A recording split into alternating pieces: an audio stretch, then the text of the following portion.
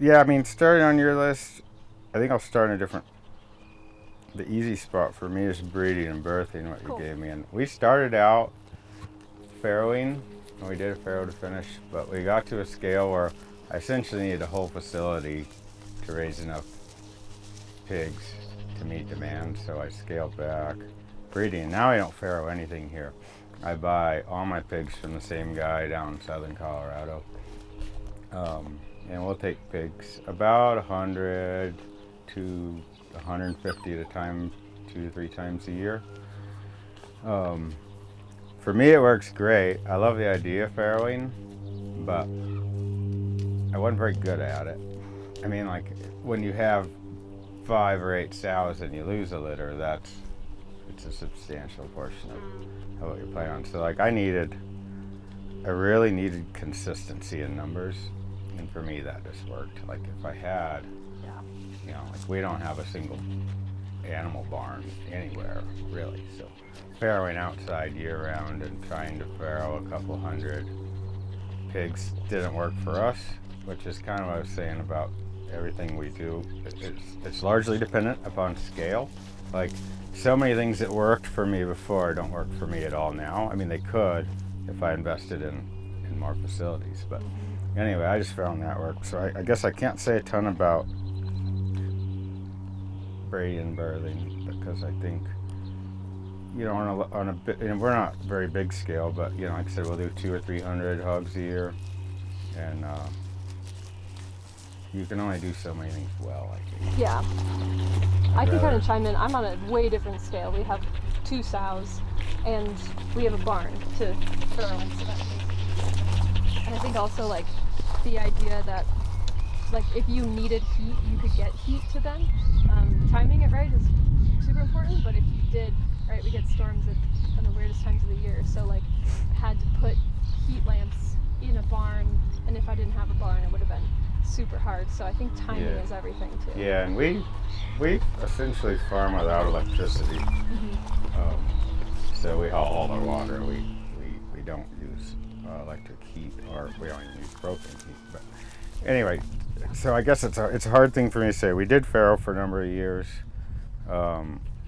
with mixed success. I mean, there's definitely some benefits, but I don't know. When I started to really look at costs on it, as a background, I have a master's in tax accounting. So when I looked at the costs, it didn't make sense. Like for me to know, for one, to know exactly how many pigs I'm going to have to sell and to raise, and the cost to feed sows, and then when you factor in the issues we had, are buying replacement breeding stock to bring in new genetics, it just really didn't work for me. But in an ideal world, we would do that. Like I like the idea of farrow to finish, but the reality didn't work for me, which is kind of something new to me in a lot of ways. When people talk about holistic management, like I never factored myself into that. It was always like it's got to all be perfect out there, but it was like fucking killing me. And then I was kind of listening like some old timer kind of holistic management guys, and it kind of drove in the point that like, well, whatever you do, it's got to also work for you, and that just wasn't working for me. So we don't farrow anymore. But I source all my pigs from one guy that I know and trust. He's on, we anything in terms of feed that we do that we say everything's no GMO, and it is. If it's something like corn, where I don't really think no GMO corn is any better than Roundup Ready corn in terms of the way it's grown, so we buy organic corn. So certain things like that. Anyway, the guy sourced my pigs through has gotten on my program so that the pigs I get are consistent with everything we claim. But he's in the middle of nowhere in southern Colorado, has huge farrowing barns, and does about 300 litters a year, something like that. So he mostly raises show pigs, and I buy the pigs from him that don't make the cut of show pigs. So it's kind of mutually beneficial. So how did you get started with buying your first pigs? Like what would you recommend how people get started? it's kind of hard because I get a lot of people calling me looking to buy pigs or looking for places to buy pigs, and I can only get as many. Sometimes I can't get as many as I could sell, so I haven't been able to really help. And I know a lot of people have really been struggling. I would say talk to the people, go to the place, look at the conditions, look at the health of the other animals. My neighbor, I won't say his name in case he sees this, but he had called me trying to see if I could help him find pigs, and I couldn't find enough for him and myself. So he found some random place to get pigs, and he posted a video. I'm looking, I'm like, so you're keeping boars now? He's like, huh? I'm like, dude, those are like 150-pound pigs, and they're boars. He had no idea. So I mean, it's something to consider, I guess. But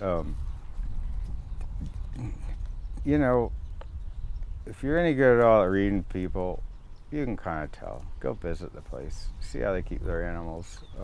I've gone and seen places, and it was like, before I got out of the car, I knew I wasn't buying anything from them. I think that's important to say, is I feel like when there's a lot of pressure, I think, for new livestock, people getting into livestock, is like you've already set up the appointment, you want to make it worth their time. You're really excited to get started, but you really shouldn't put the pressure on yourself to buy just because you showed up. Yeah, and you know, it's like any animal, disease is a concern. You know, we really haven't seen a lot. We did lose some litters, and I thought for sure it was one of the things, and we took everything for necropsy, and they all came back clean, so we still don't know what it caused it. But you know, I had and it's not as big a concern for me in like a pasture-based operation where there's, you know, they still kind of sleep in huts together, but they're not in like super confined spaces. I had somebody come out the other day. I sold the camper finally, but her husband couldn't come because he does HVAC on the big hog barns out east. And as a part of his contract, he wasn't allowed to step foot on another hog operation, because in that setting, like, one pig gets sick, every pig's sick. But yeah, I mean, like around here, like I don't know. All of a sudden, especially with COVID, it's kind of hard to find. You know, I could probably help source breeding stock. It wouldn't be cheap, but it's usually worth the investment at that point. Do you want to go into breeds that you recommend? Yeah, and that kind of comes down to scale too, and what your market is really. Like what I started out with is very different where I ended up at. I love the old, you know, the old heritage breeds, and I really like the small, like farmstead breeds, the you know, the guineas and the guinea hogs and the coonies and stuff. But I think again, going back to numbers and your market, they're a little harder to do on a larger scale. What I really like is pigs that are vigorous and they grow fast. And I really like pigs that convert feed efficiently. That said, we raise a lot of different breeds of pigs. We mostly have crosses, and they're all crosses of Berks, Spots, Hamps, and Blue Butts, and Durocs. So can we, for us who don't know the lingo, so that's Berkshire, Old Spots. Gloucester? Yeah, Gloucester Old Spots. And then Hampshires are the belted. Belted Hampshires. Yeah, they're just, they always have that patented, yeah. And then Blue Butts are essentially Yorkshire Hampshire cross. Okay. And I think Blue Butts are great, really. You know, they're not as marketable in that sense, but in terms of carcass quality, and if you want to provide a consistent product, we've tried a lot of things. And some of the old heritage breeds get a little too fat. Like the Old Spots, if we don't cross them, we have to butcher them pretty early, or they get too fat. And it's like, I like fat pigs, but the general public doesn't love fat pigs. Like, they don't want to buy chop where half of what they're buying is fat. So again, it goes back to like where I started and my ideals versus what really works. And sometimes you have to kind of meet in the middle with your customers. But most pigs do just fine on pasture. I don't think, you know, they're rough on pasture. I wouldn't put pigs I wouldn't put pigs on my nice sheep pastures, but this, like what we're on now is where they just moved off of. Actually, I had them in one really big group, and we split them into 2 groups because I had another group that we finally just sent the last stuff. I just didn't want to have to manage 3 groups in this area, so I waited to split them. This is a really, really well-established, really dense alfalfa field, and as bad as it looks now, in 2 weeks you won't know they were ever here. Get a little bit of water on it, but we have a really high water table here, and the alfalfa has really deep taproot, so it shoots back like it's unreal. Most of the winter, that's kind of the challenge too with pasture pigs, is like moisture. The wetter it gets, the deeper they dig, especially the smaller pigs. The bigger pigs kind of get lazy enough at that point because they're carrying enough weight around that they don't. But the littler pigs really make a mess. So sometimes we just have to pause them and go, essentially call it a sacrifice area. We try not to till, but sometimes we do have to disc a little bit behind them just to fill in spots. There's breeds that are pretty good for not destroying pasture, but those breeds aren't the breeds that worked well for us. Mostly the smaller breeds, the guinea hogs, I think, aren't supposed to do much rooting. So how was this spring for you then, being so wet? Yeah. We paused them for a long time because it's like, we can keep them on the rotation and we can destroy the entirety of this pasture, or we can just pause them and let them do what they're going to do to this area and at least just wait it out. And it's not ideal, but essentially that spot I probably won't put pigs on until next year. Do you have any problems with weeds coming in after the pigs from the bare ground? A little bit. And that's where it comes into where we'll overseed like cheap cover crop to try to crowd out those weeds that might otherwise come in. So we usually use like a oat triticale field pea mix or something. But if the alfalfa does come back, it crowds those out. So it's kind of just cheap insurance. There's a few spots out here, mostly where there was either a feeder when we paused them for a while or water. And it's just usually 8-10 foot diameter circles where they just really did some damage, and that'll come in as weeds, but that's pretty easy to manage. So what's your what is the area that you're rotating on, and how long are you having them on each spot?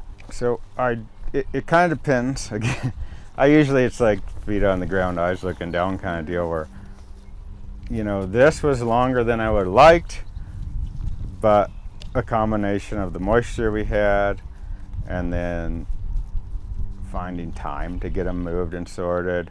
And then I had another group of pigs I was waiting to get out of here to split the groups, so they stayed here a little longer. Like these guys, when did we move them? What day did we move them? Thursday, Friday, so it's Sunday. They've been on for 2 days, and it went from, that to that. Alfalfa. So yeah, ideally 3 to 5 days. Every 3 to 5 days they'll move, but sometimes I won't back fence it either. I'll just open up, and then at any point they'll be essentially in 2 paddocks, and when I open the third, I close the first. Like an inch one kind of. Yeah, it's just like a little less work. Yeah. And so are your houses there, the steel structure, are they on skids and you move them? They are, yep. Everything's portable and everything moves with them. So all the feeders are on pallets or skids. The huts are on skids. The water tanks are on pallets. So everything can be moved with either a skid steer or a tractor with pallet forks. And Do you want to go into the IBC tote, how you made that? yeah, for waters, we used to use barrels. Sometimes I still do, but it's a smaller group, because if they don't drink the water fast enough, you deal with algae or whatever. So essentially size the container to a point that they'll move through it fast enough that you don't deal with those issues. You want the water to keep moving. Same thing in the winter. We don't use any stock tank heaters, even in the coldest days of winter. I will face so it's a cup where they push a paddle on the cup that lets the water flow through. And I just put fewer waters in the winter, and on when we had, 15 below this winter, we didn't have, essentially what you need is for pigs to hit that thing enough that it can't freeze. So usually I'll have 2 or 3 IBC totes in with each group, depending. I need to add them as it gets hot. I really need to add them because we're filling them at least once a day right now. But then in the winter, I'll go down to like maybe 1 tote for 150 pigs. So they're just always hitting it, and it doesn't freeze. And don't let it get too low, and then always face it south. And that's usually enough. That way we almost never have a freeze. And sometimes early morning it'll be a little stuck, but as soon as the sun's out, it comes back. Where do you get the IBC totes and the fixing thing, the paddle? There's some tricks. If you guys ever decide to use them, there are some tricks to installing them that make it a lot easier. But I get the IBC totes free from a guy that has essentially a bottling and canning company, and they bring. It's mostly alcohol that comes in the tote, the alcohol portion of their drinks that comes in the IBC totes, and I get them from there. I've got a bunch around, so if anybody needs one, I have more than I'll use in quite a while. But The thingy, where's the best place to buy that? you can buy them from some of the online, like I don't know anybody locally that sells them. I don't like the little knobs they push, because then they can just hold it open and let the water flow. They can still do it on the cup waters, and we'll go in and look at them. I'll see what I'm talking about. But with the cup waters, they tend to drink from the cup. They don't just hold it there. The biggest problem with that is there's a spring inside, and I would say like set yourself a reminder and just replace the spring every month, no matter what, because the springs break frequently, especially in the winter. And when the spring breaks, it just empties it, and that's how we end up with big holes in the field. Yeah. So like, even though I'm not that good about doing it religiously, like just buy a year's worth of springs at least at a time, and every month just put a new spring in when the water's low, and that'll save you a lot of headaches. Those like nipple waterers. What do you think about those ones? I don't love them unless you have like concrete under them.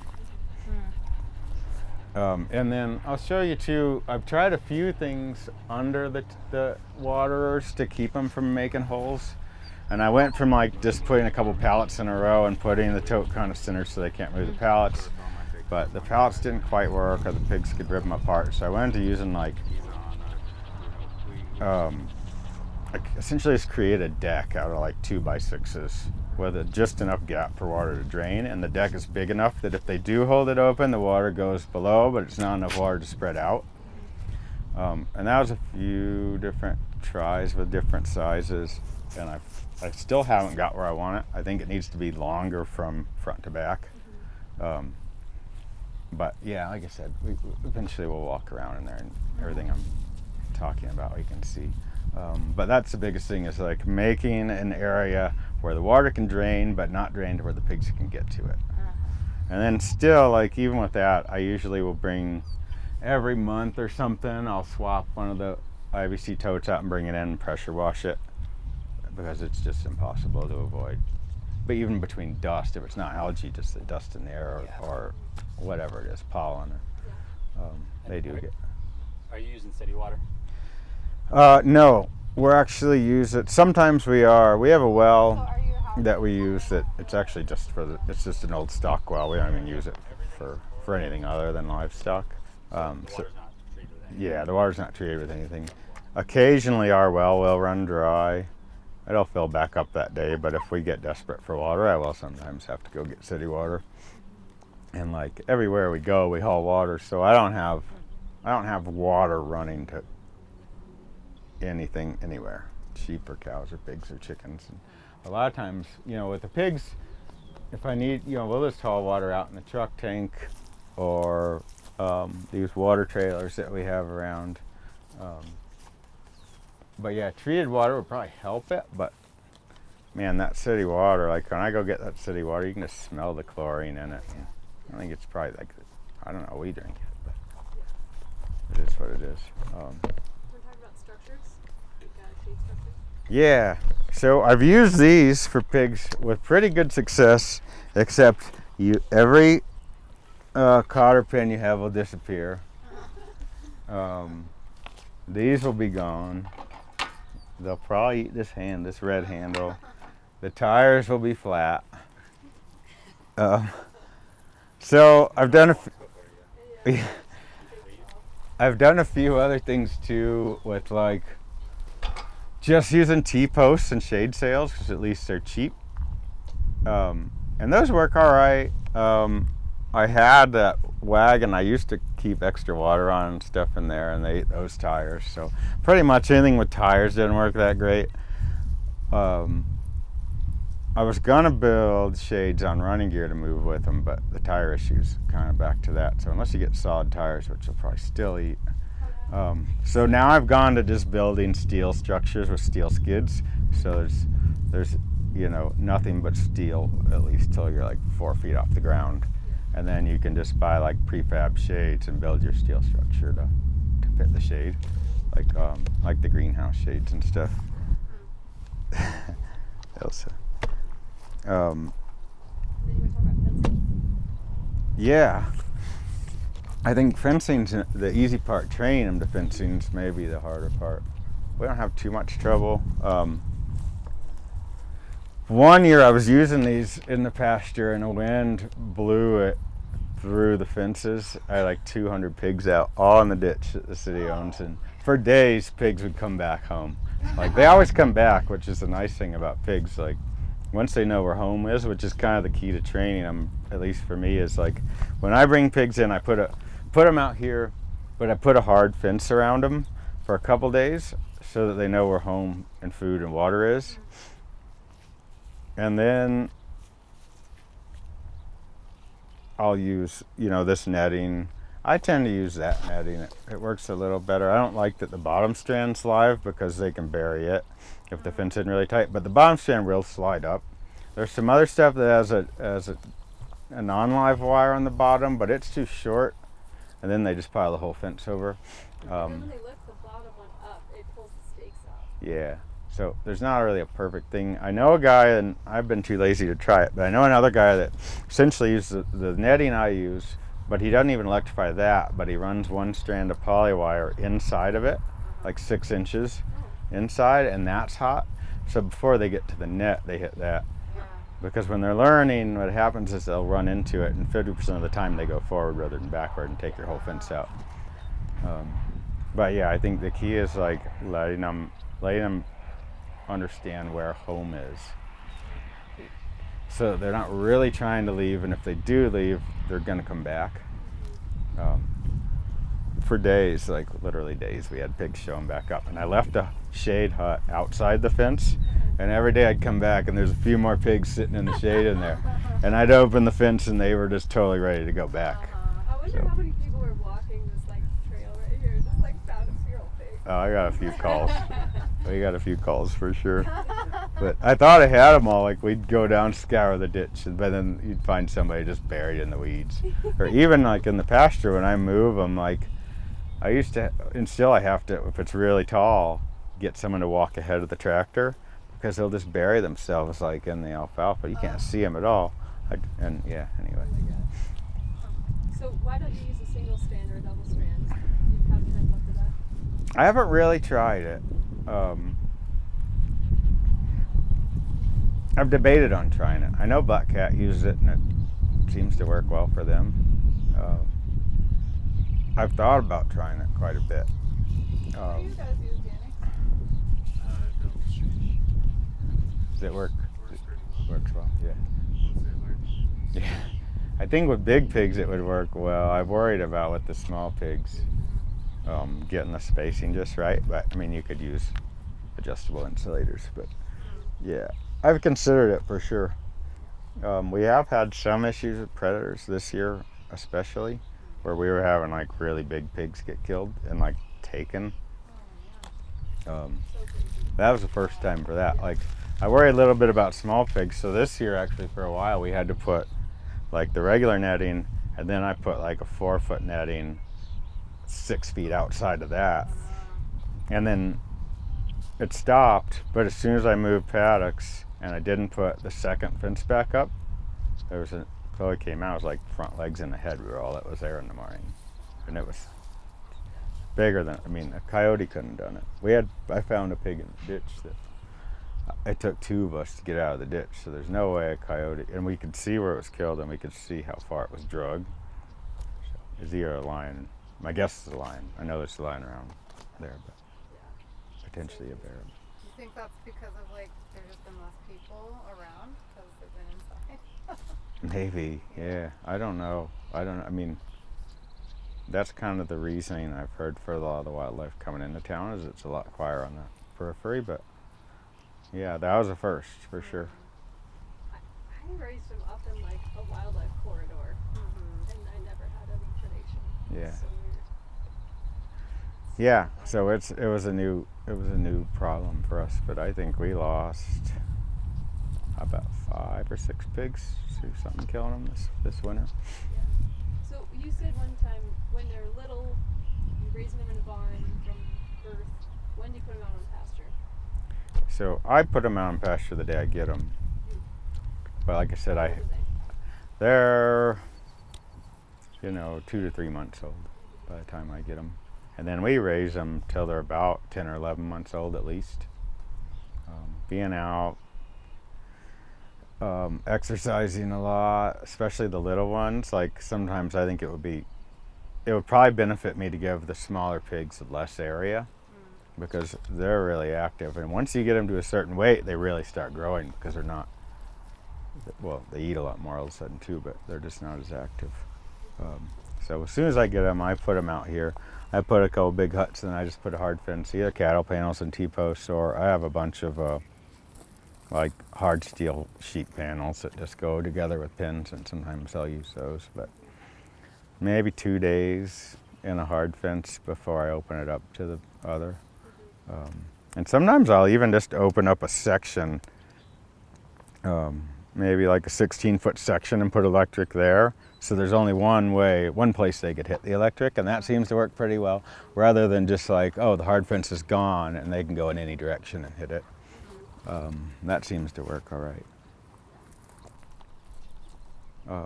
But yeah, I think running polywire would be probably really nice. I just haven't gotten around to it. And most of my polywire is tied up in dealing with sheep. And I already have the pig fence, but. So you want to talk about feed? Yeah, feed's another thing where scale makes a big difference.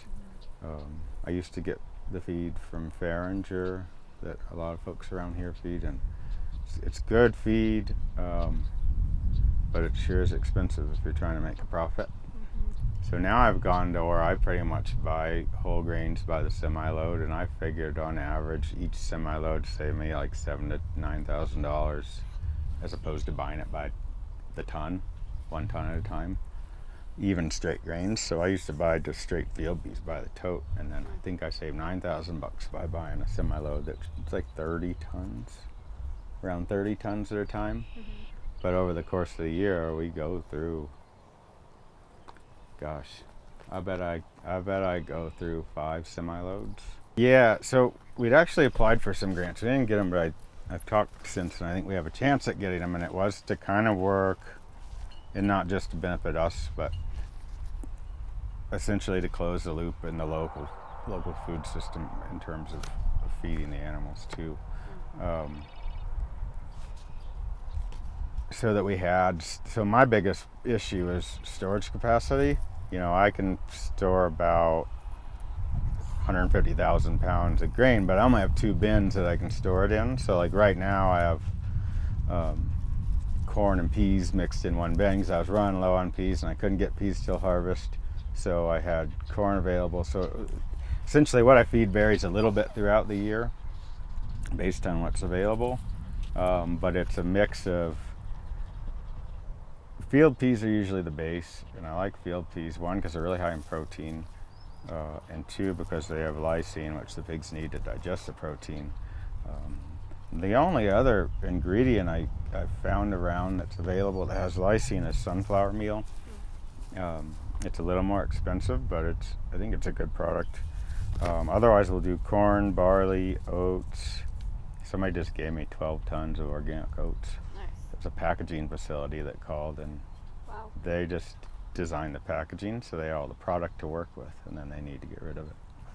Cost me $300 to send somebody to pick it up, but and then wheat is good. Triticale I really like as a pig feed.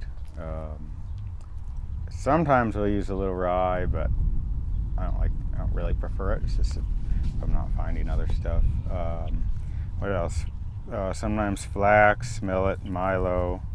It kind of really depends on what's available, but field peas tend to be like the base ingredient of any ration. And then I buy 50-pound bags of swine premix. It's just a mineral mix that you need, I think, to get your pigs healthy and growing. And that just is a mix. So every 50-pound bag I mix with a ton of feed, and we mix about 3 tons of feed with each load. And usually I'll do 3 to 5 loads at a time when we do it every month.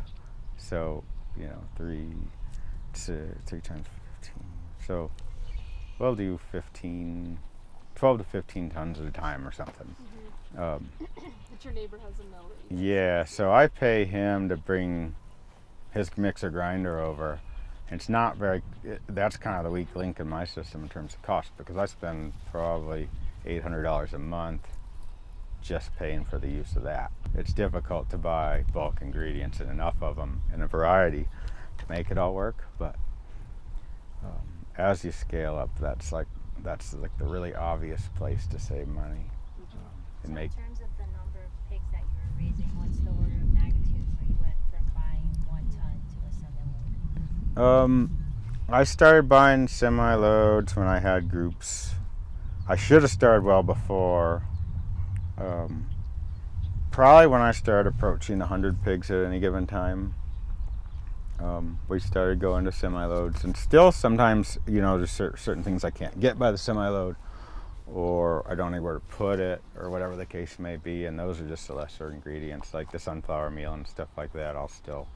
I'm looking at doing semi-loads of that, but it's kind of never more than like 15% of my ration anyway. So. I imagine it's kind of hard to, I guess you have to have the right number of pigs to be able to go through that amount of feed so that it's not going bad. Yeah, and if it's, if the moisture content's low enough, and if you're moving it in the bin, I haven't had much trouble at all with it. But I did have the other thing I've learned in sourcing feed is looking for sources. I don't feed pigs trash. A lot of people will go to and I tried, the food banks always call them when I donate stuff, but it'd be here's this big giant pallet, and it looks like it's strawberries, but it's only strawberries that deep, and then you have 800 pounds of rotten potatoes that you have to dispose of then. So I kind of quit. It just didn't work for me, but I do look for feed products that are kind of a secondary to the human food chain. So the sunflower meal, the sunflowers were grown for sunflower oil, and the meal is just a byproduct. So I feel a little bit better about. Seems silly to just grow food to feed animals, to feed people, that where we can, we take stuff that didn't make the cut for human consumption and use that. So the guy I buy field peas from, they're largely a cover crop that he harvests.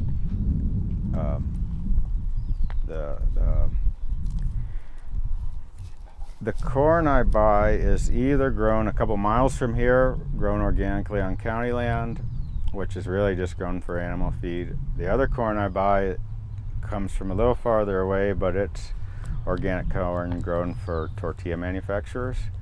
And the folks that clean the corn for the tortilla manufacturer, I buy essentially the screenings from that. So it's again a waste product of that. And a lot of the barley we get was kind of grown for Coors, but it didn't make the cut for Coors. We always grind it. Even with Fahringer, I used to have to ask him to grind it finer, because the pigs don't have a rumen, so I would just see this high dollar feed go through the pig's mouth and come out the other end whole. So it's just wasted feed. It might be, fertility of the soil, but that's about the only benefit there, and I'd rather have them digest it first. So yeah, we grind it, and we grind it pretty fine. We can kind of, like I said before we finish, we'll walk through the fence and you guys can see everything. But yeah, we grind it pretty darn fine. And I think they digest it a little better. Like, you won't see much that you can. How is it, I mean, I assume you're feeding less than you would if they weren't eating grass and alfalfa and stuff. Yes and no. Like, they eat a lot of grass and alfalfa or whatever's out here. This field, initially I planted it only to alfalfa, and I gave it a year to really establish. And it's amazing how well it recovers from pigs. Like, I don't know anything else that recovers so well, but you couldn't plant alfalfa grazes that year and have that success. They do eat a lot, but raising them on pasture, they also exercise a lot.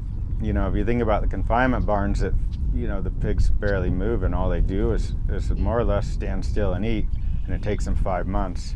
Whereas, like, we're lucky to get them to butcher in 10 months, and so we're feeding them for twice as long. Yeah, they're getting some forage, but probably the caloric value of the forage isn't near what the grain is. So our costs, in all reality, are significantly higher, and that's why our product is, you know, it's relatively expensive, but it's an accurate reflection of our costs.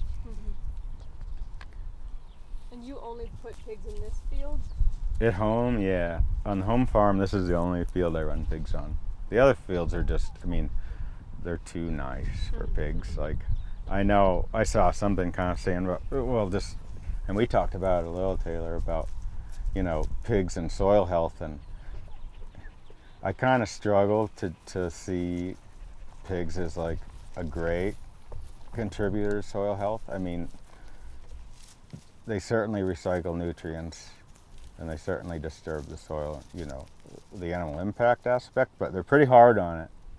And at some point, we'll probably have to work this field when the alfalfa, you know, when the alfalfa starts to peter out, to really plant something else. We'll probably have to work the field a little bit.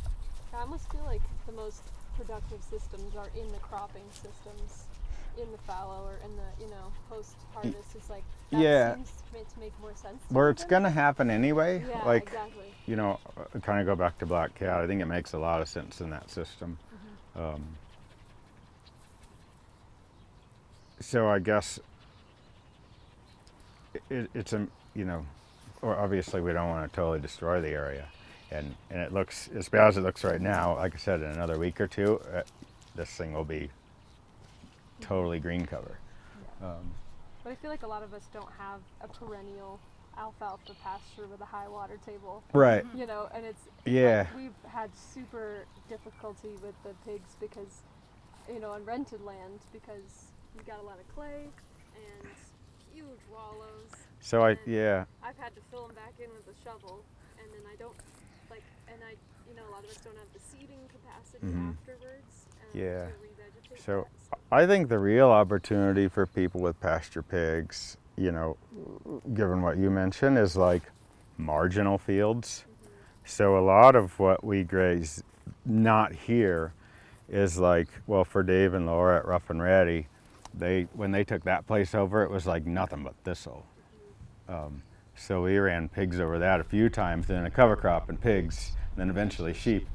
But, you know, you had to do something with it to beat the weeds back, and the pigs were good for that. So I think it kind of goes back into that rotation of the other place we run pigs just had a real cheatgrass problem on like 30 acres of hillside. So we would use the pigs to beat the cheatgrass back and then seed cover crops behind it. And maybe it's a few rounds of that before you actually get it to where you can plant something, you know, a perennial. Do you ever get more compassion after the pigs?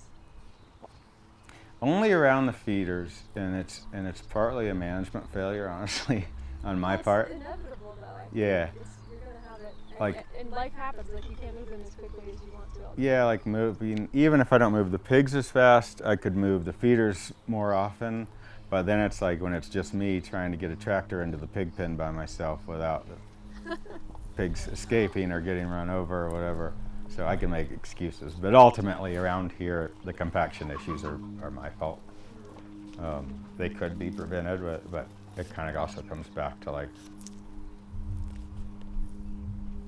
you just can't, you know, well, I can't do everything perfectly. We talked about like how the seeding for small scale farmers, like you have a no-till drill, right? Got from a grant. A lot of people don't have a no-till drill. What would you recommend after pigs for reseeding? Either a broadcast method, like types of crops that would work with a broadcast method, or potential rental opportunities and like options there. Yeah, I know a lot of people will essentially broadcast seed like the day before they move pigs off that area and let the pigs trample it in a little bit. What I'm looking at doing here is just, is it Netafilm or the veggie grower? Yeah, but just something I can pump off the ditch and irrigate small areas, because even here I think it would benefit. But for planting, yeah, I mean, like, a water source is really helpful around here, unless you plant right at the right time. But I can't imagine much is gonna without. Yeah. From this point on. Yeah, like right now, if you don't have something that's gonna rebound, if you don't have water, it's just not gonna happen. Okay, so that's good. But I haven't done it, but I know people that do broadcast shortly before they move the pigs off. Let the pigs trample the seed and have some success there. But again, it kind of comes down to moisture following, or the ability to make. Lucky, pretty much. Yeah, or you'd have to be able to irrigate. Yeah.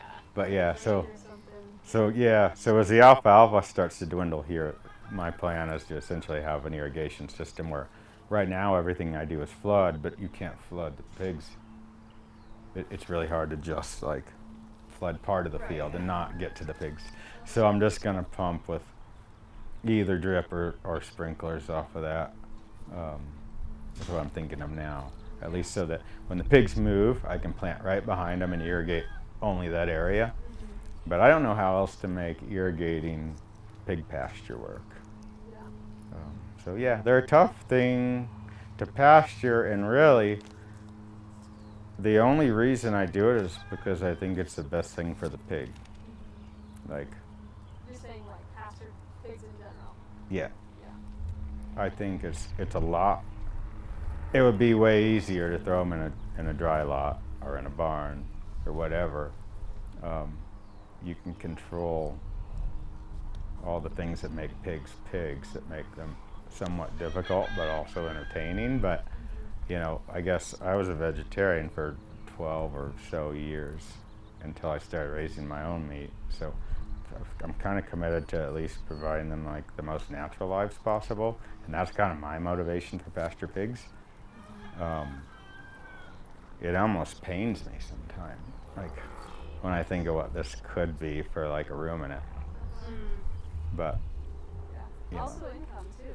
yeah. Think about. Well, yeah, the reality is we raise maybe 200 or 300 pigs a year, but I'll raise, I think at our high point last fall, we had 950 head of using lambs, but we still make an equal amount of money on pigs. This was just we graze sheep on some pretty dense alfalfa, but this was being really, really dense alfalfa. It was a little too rich for sheep, so we put it to pigs. But ideally, yeah, we'd use pigs to improve marginal land, and then eventually the pigs would move on to another piece of marginal land once they'd achieved. And not be the like effect there. a system that stays around like cows and sheep, right? Like they can go forever. Right. But Nick's talked about that before. I was like, ideally we will get rid of pigs because there will not be marginal land to improve, right? And then you but I think that's like what I've been seeing is just the ability to sell that product and sell it at a really good price compared to beef and lamb. It's so hard to pass up, because if it keeps you farming, then you have to keep doing it. So you have to find a way to not make it as destructive, because like transitioning them out would be like, oh, there goes our income, there goes that, goodbye, it's Right. that's just so painful for me. But yeah, we had kind of a test plot where we learned at the Golden Hoof to put wood chips down and to just keep them in there for a long time. And I have a barnyard that I've kept pigs in for 2 years, and pretty tight. But they've been happy. I've opened them up to let them graze, but I've kind of kept them in the same spot. And that soil is insane now, like fluffy, like brownie mix kind of soil. But it takes hard fencing, and I'm trying to find a way to do that into a field and like not in it happened to have permanent fencing there, and like it doesn't really help me now that it's like super fertile soil in a barnyard. What am I gonna do with that? I like Right. scrape it out and use it somewhere else, or like Yeah. I don't know, grow something in Yeah. there. But And I think it does, it's possible on scale, but like, there's times we're running pigs on 50 acres, and that's a lot of wood. as a really small scale. Yeah. To get access to wood chips. That's where I'm excited because it acts as a mulch, right? And then you have this, because the weed pressure is insane. Like that's what I've dealt with is taking the pigs out.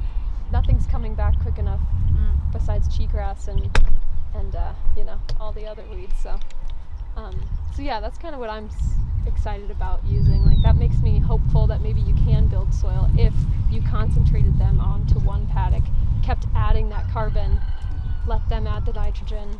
Yeah. I would say that even in these fields, like I planted none of the grass that's here. Really?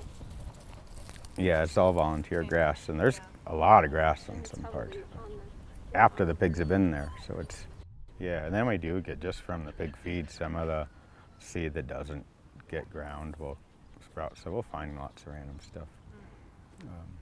But yeah, I mean, if they were that bad, I don't think we'd see grass establishing on its own.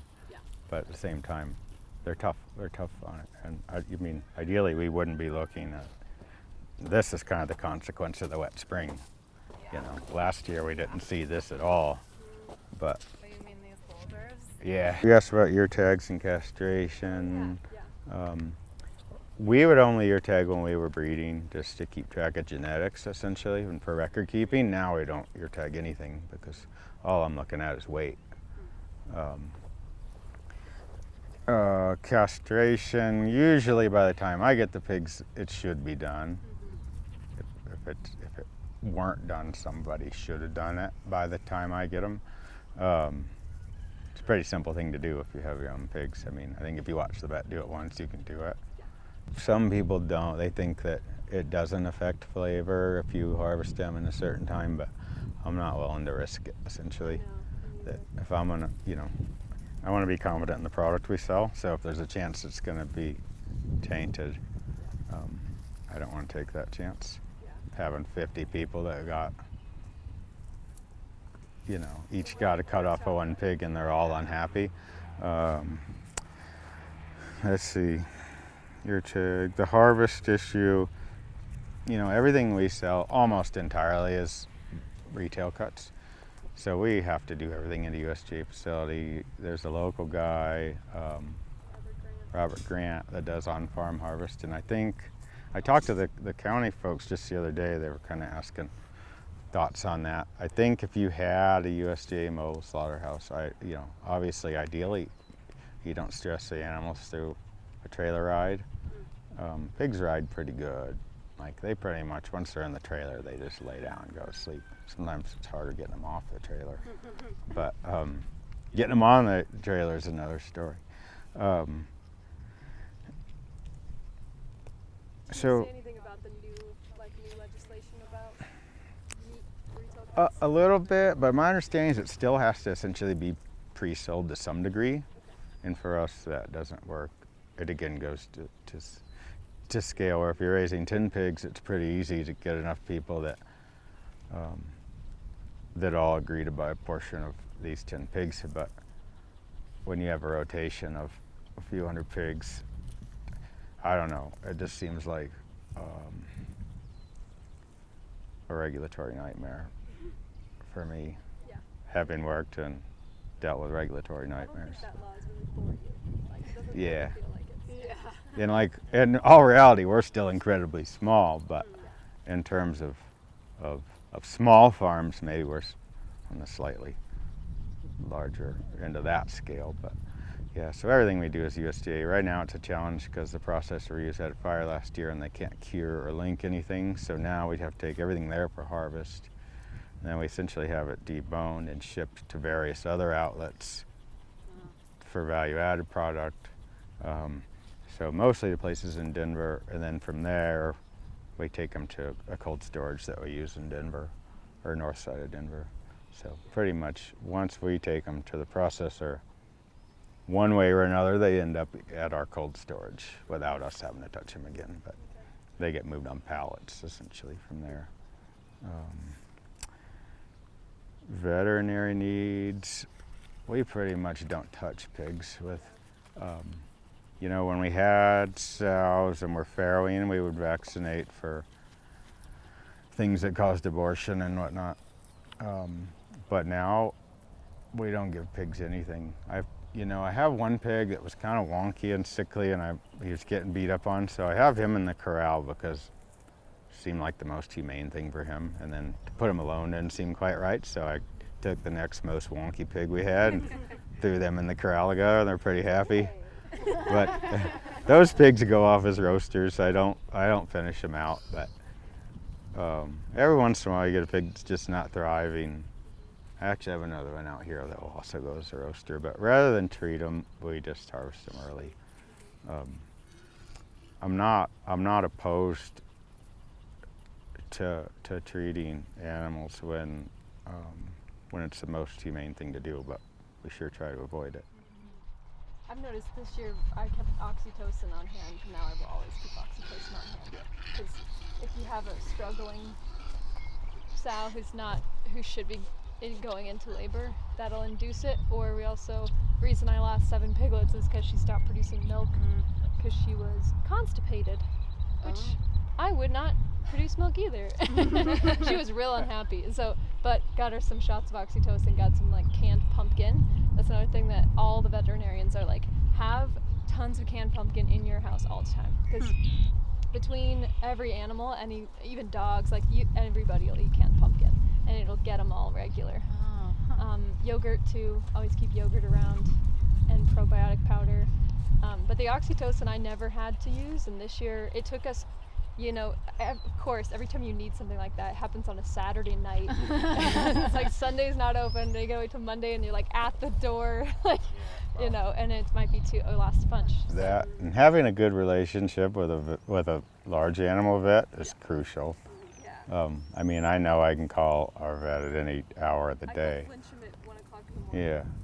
Yeah. So having that established relationship is really helpful. Like I said, we never treat pigs, but use their breeding stock or another thing. Oxytocin with sheep too. I can't tell you how many lambs we've saved with just getting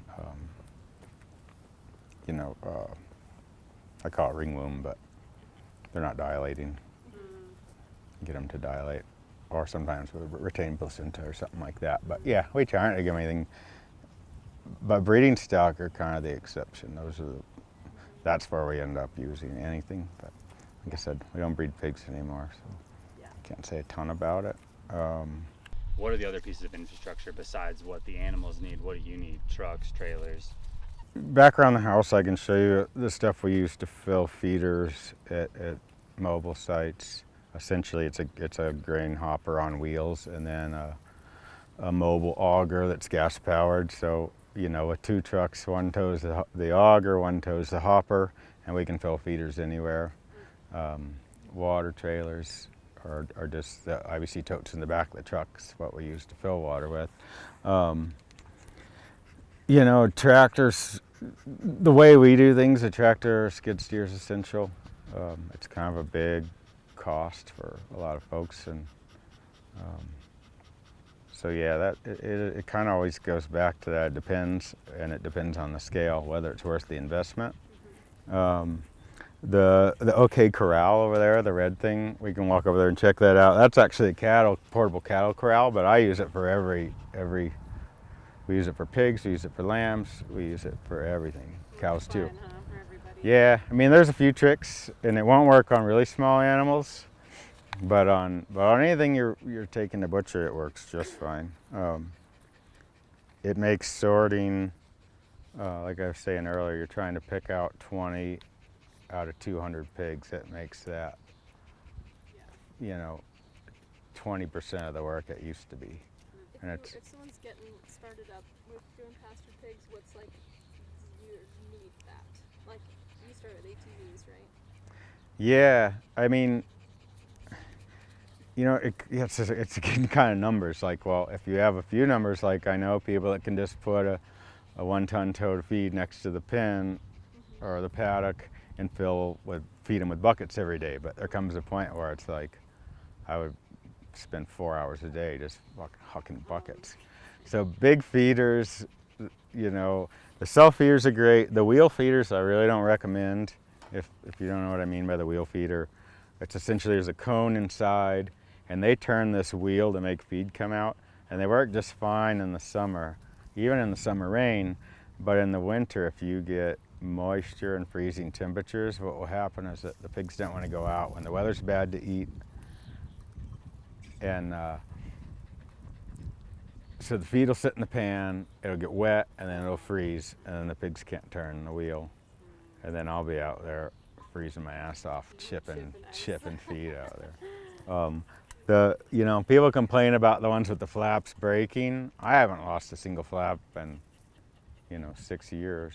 I like the plastic flaps because they're a lot quieter, but they're a big investment too. I mean, I think you can find them. I go on Big Iron Auction a lot and occasionally find good stuff on there. That's where I find all my running gear anymore, and like a lot of the water trailers I got on there. But the new feeders are, probably close to $2,000 each, maybe even closer to $3,000. I can't remember. 2 I got used, 3 I got new, I think. I feel like after 10 feeders, you might want to look into an auto feeder. Yeah, auto feeders and auto water. Under that, yeah, I've had success with just the bucket thing. Yeah. Twice a day. But we go through probably, depending on the time of year, minimum of 1 ton of feed a week, up to 3 or 4 tons a week. Whereas, So. how many pigs are you guys thinking about having? Honestly, like 3 or 4 to start, but You'd probably could go be to like it could be a 10 or totem 12. month. Yeah. Yeah. Yeah. Probably get a totem month or something. And so what we were hoping to do is get funding for a mixed mill. There's a couple options, but people like you guys that have a few pigs, we could mix up a ton of feed, and it would save you a couple $100 a ton essentially. And then, And we pay every single time Fair and Drew's delivery costs too. Yeah. So that adds up. Well, then you think about just, essentially the impact of trucking feed that far that often. I mean, like, the farthest I really go is Sydney, where I get the field piece from. And then just past there, I get the organic corn from when I can't get it here. But, yeah, it's like, It doesn't make sense. yeah, it doesn't make sense. It's the only option. Like But, every yeah. day of, we used to use Twin Peaks feed, but that also is not a complete feed. Like Yeah, the protein content's a little lower. It's not a complete feed in that, but I think if you have the ability to mix the swine premix mineral mix, I think it would make a lot better feed. or you could mix it with the Fair and Drew feed.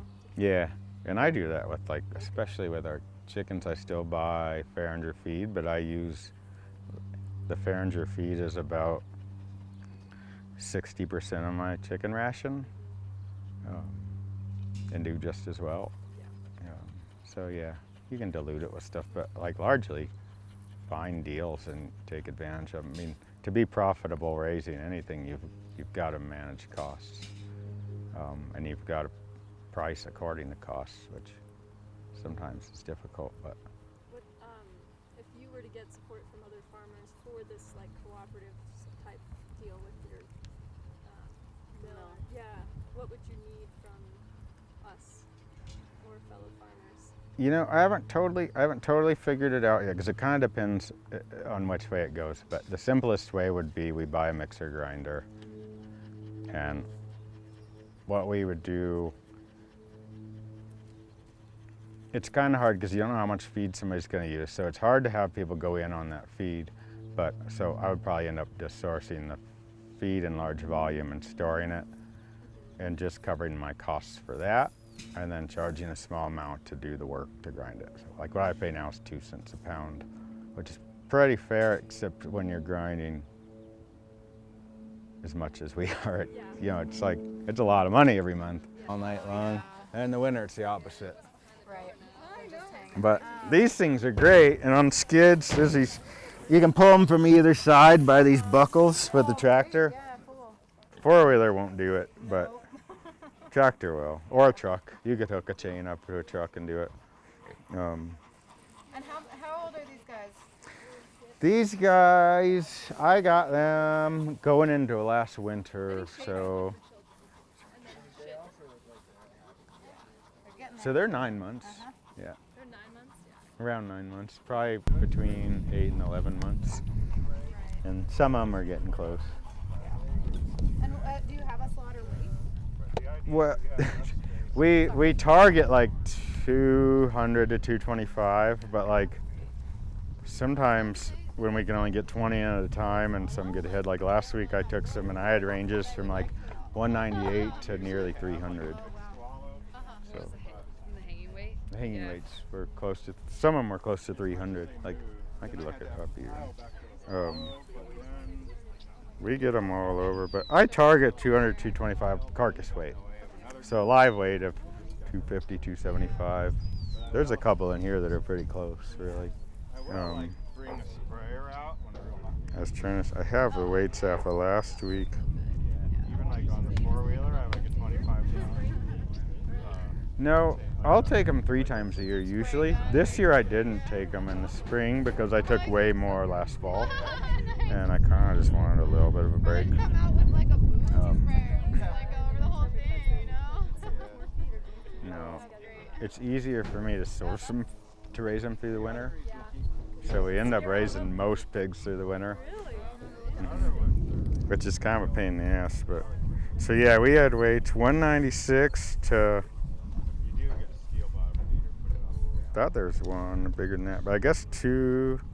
Yeah, and these hooks are really good for 258, one thing I was gonna say is 220, 242, 233, 222, 236. There's a 281 was the biggest one. one, you need to have plenty of space And obviously. yeah, almost every pig we raise, probably 80% of them are sold as retail cuts, and maybe And then usually the rest. straight to consumer. Mostly at farmers markets, or we have like an online store, but we don't have a farm store. Like people can't just come here and buy. You show up at farmers markets or you have like an online. Yeah, so we do the Boulder Saturday and the Boulder Wednesday and the Longmont Saturday. What's this place called again? SkyPilot Farm. Okay. And then, yeah, like an online store where people order, and when Chloe packs it, she just hits a button, they get an email, let them know it's ready to pick up. And then they just drive up, grab the bag with their name on it, and if I'm not here, that's already paid, they don't have to do anything. Yeah, we're good with the COVID thing when everybody was nervous about proximity. And then we sell some to restaurants, but honestly, it doesn't fit well with our model. We don't really, we can't really, Demand for like delivery. delivery issues, tax issues with delivery. Colorado and all their foresight changed the tax laws recently to where anywhere you deliver a product, whether you mail it or physically deliver it, you have to collect from it tax based on that jurisdiction's tax laws, which just opens up a giant can of worms. So we don't deliver anyway based on that. You always have to research and figure out if you're paying the right tax to like Yes. restaurant location. Yeah. So Like pigs per size of paddock, like movable paddock. it depends a little on the size of the pigs themselves. Like there's probably 30 to 40 pigs per paddock right now, and this paddock is typical size. Sometimes when they're smaller pigs, we'll do 100 by 100. This is 100 by 200, and I don't really have a really good formula. If I'm gonna be gone or I'm gonna be busy, I'll give them a bigger paddock, knowing I won't be able to move them as fast. And it kind of depends on the conditions at the time too. Would you say your average number of pigs you produce a year? Between 200 and 300, depending on the year. All of that, just the farmer's market and direct sales. We do have a barbecue place that takes like the equivalent of 1 pig a week now, but that's kind of new. And then You know, this year we sold to Boulder School District like 3,000 pounds of just pork sausage, and then another several hundred pounds of ribs as part of their the school food project thing. But we used to sell more to like Black Belly and places like that. But yeah, the wholesale thing just doesn't really work for me. Like, it's like, wait, you want me to give you preferential pricing and preferential payment terms? It's like, I have the cost of the, you know, either the breeding stock or the feeder pig, and I've been raising it for nearly a year, and now I've paid the butcher fees and done all that, and you want me to wait another 60 days to get paid? Like, doesn't work. So we kind of just deal with places that we do sell to another place called Pasture Provisions out of Denver, and they're pretty much a reseller that delivers pasture-raised meats around the Denver area. But that's about it for.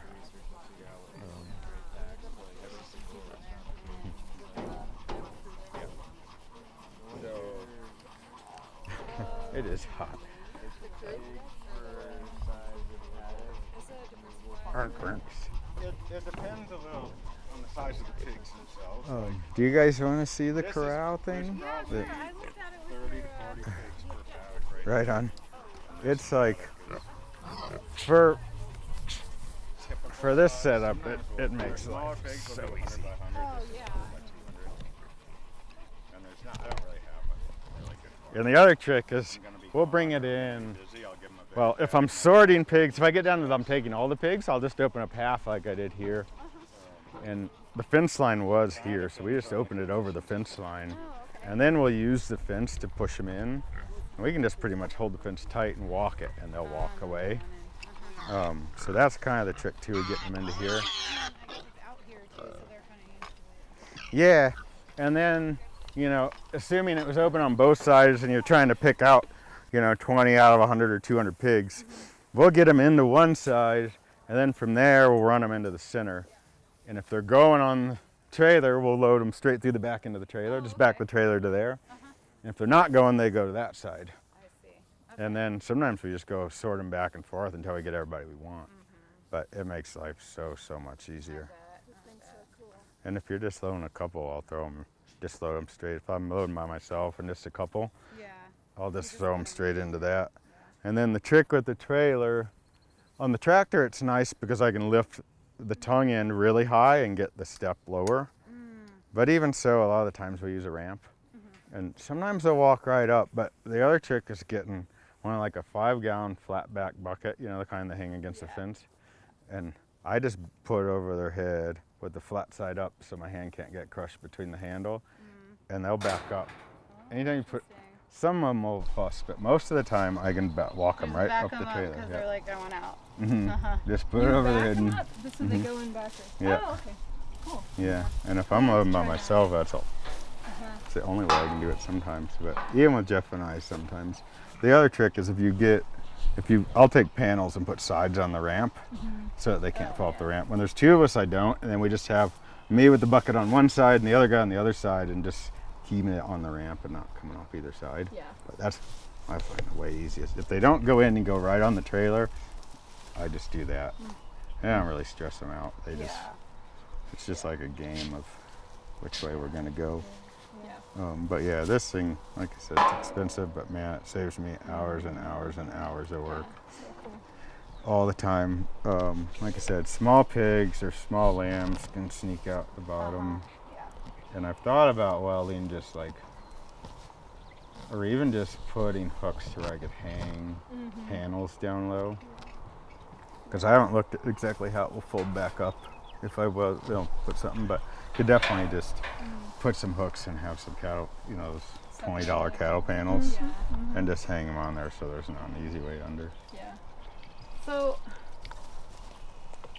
I'm just curious, just because they're big animals, have you ever been like hurt dealing with pigs, or like had issues where they feel dangerous? No, I haven't really been hurt. I've had some close calls with sows. With Like, babies. Yeah, Uh-huh. like to where I was running in a circle until I could get enough speed to make it over the fence because I wasn't stopping.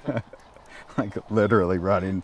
I was in. She wasn't having you in Yeah. there anymore. I was like, oh shit, just keep running until I can get a straight enough line to make it over the fence. Yeah. I step on you. Yeah. But I haven't really. There's been times when I'm in the back of the hut or something, and all the pigs come in, and suddenly I'm in the back of the hut, and there's a lot of pigs pushing me Out the window. towards the back. Yeah. I usually keep something on hand, just in case. Yeah. But by and large, if an animal's mean, I just don't keep it. We have too many people around and too much going on to have Not that. worth it. Yeah. Yeah. How often are you weighing your pigs if you are? I don't weigh them. I Nice. just eye it. I- Yeah. I keep thinking I'll buy a scale. And actually, I went to pull a trigger once on a scale, and the website said, well, meet or beat any advertised price. And then I called to order it, and they said, well, the price has gone up $500. And I was like, well, your website says it's... Your being your price. I know. I was like, so you mean to tell me you're not going to meet or beat your own price? And they wouldn't, so I didn't buy it. Just on principle. I probably would have bought it had their price been what it was, even the $500 higher. But I've been trying to find a portable scale I can use for multiple species. I don't really need them for cows, but for pigs I can usually eye them pretty good. Sometimes we just can't get them in quick enough, which is kind of the biggest challenge on doing direct consumer livestock stuff. It's like, I know Innovative right now isn't taking appointments till 2023. Oh my gosh. Yeah, they canceled mine. And I made a year and a half in advance. Yeah. So getting into Getting them hot livestock flattered. right So now you, is, you have an agreement with them on, because you're bringing so many in on a regular basis? yeah, and we've been there for years, for one, which helps. And I think they've tried to help people that slowly make a living from it. But they're really limited as to what they can do. Yeah, especially after. And like without, No smoking it. and we ship a lot out, they'll do the harvest and we'll ship it elsewhere for fabrication. But we typically have standing appointments year round, every year, or So you'll just take whoever's ready at that time. I see. yeah, and sometimes more ready than they can take, and that's why I end up with 300-pound carcass. Right. Yeah. Is that one of your biggest challenges? Is livestock is processing?